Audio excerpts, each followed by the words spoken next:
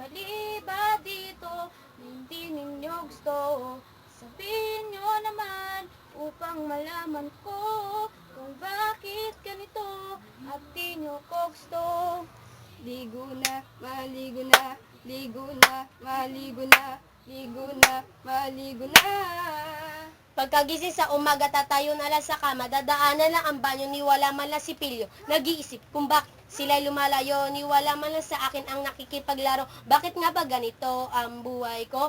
Nais kong malaman ang opinyon nyo. Ano ba ang problema sa aking katawan? May mali ba dito na hindi ninyo gusto? Sabihin nyo naman upang malaman ko kung bakit ganito at di nyo ko gusto. Sadyang katamaran ang unang dahilan ng mabawang katawan. Samahan mo pa ng mabawang hininga, ng mabawang hininga, ng mabawang hininga. Si Pilyo lang ang katumbas niyan 3 beses sa isang araw. Ngayon alam ko na kung bakit ganito at di nyo ko gusto. Ang kalinisan ng ating katawan ay makakatulong sa kinabukasan.